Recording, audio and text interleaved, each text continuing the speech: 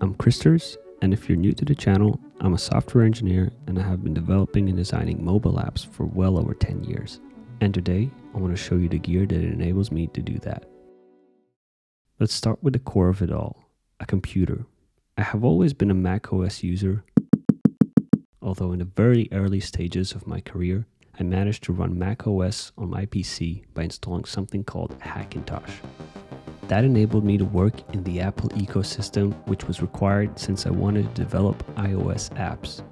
Now the current machine I own is the latest and greatest by Apple, the MacBook Pro 14-inch with the M1 Pro chip, 16 gigs of RAM, and a 512 gigabytes SSD.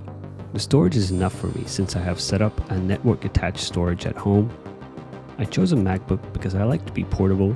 I can take it on trips, I can take it to a cafe or a co-working space and always use it. In the past, I've tried a multi-device setup, but keeping the data in sync on multiple Macs is too much of a pain for me. A more in-depth review of the new MacBook is coming to the channel in the next few weeks, but it's an amazing machine.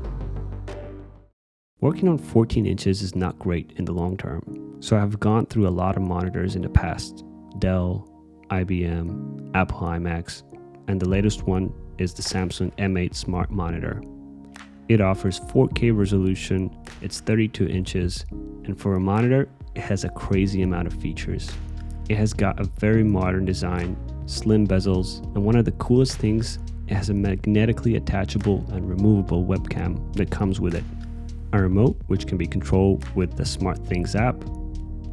The remote also enables you to go through the settings and look at some of the smart features like Netflix, YouTube, and other entertainment apps. I don't really use them, but it's nice that they're there if I need them. The monitor has multiple sensors to adjust its brightness. It's height and tilt adjustable, and there's a lot more to talk about it. So if monitors are a topic that you are interested in, let me know, as I could easily dedicate a full video to this one. If you have a monitor and not just a laptop, you need a desk, and I think I've got a great one. I ordered a black autonomous smart desk frame and put a walnut IKEA kitchen countertop on it, and it's a great combo. The electric desk legs run for 458 euros and the walnut surface was about 80. Assembling it is not hard, but the result is a very stable and good quality height adjustable desk. Although I don't bring it to the standing position often enough, I highly recommend getting a standing desk if you spend a lot of time in front of the computer. Attached to the desk, I also have this monitor arm by Rode, the PSA-1, which holds the Shure MV7 microphone. I chose this microphone because it brings studio quality into my office and it can be connected with a USB, no amp needed.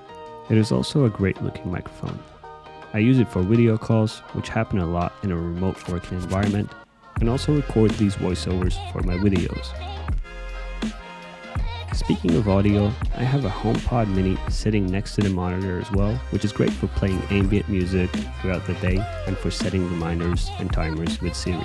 Ambient sounds and music from the speaker are great, but there are times when you need audio to run through your headphones, and for that, I have the AirPods Max.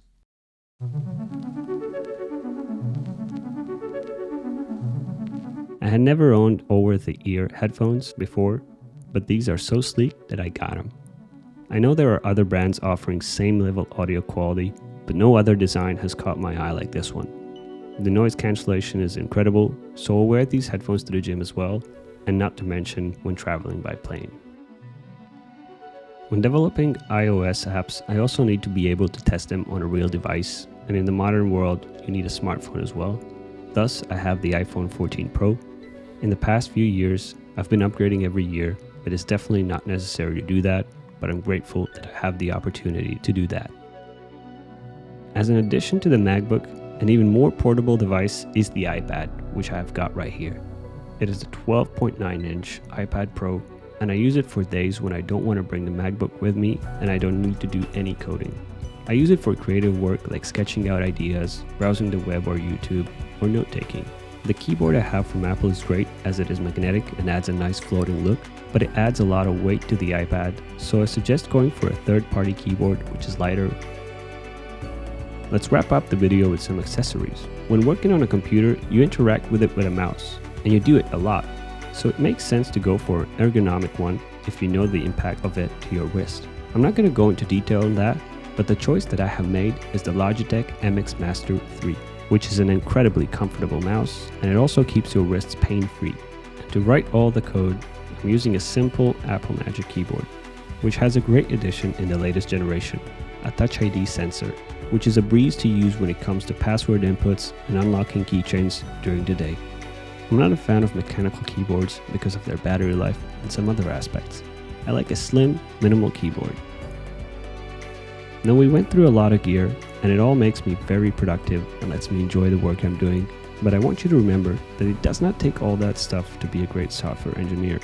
Like with other things in life, in the end, it all depends on the work and the effort you put in, the creativity that comes from yourself to work with what you have. Ultimately, all you need is the core which we started with, a computer.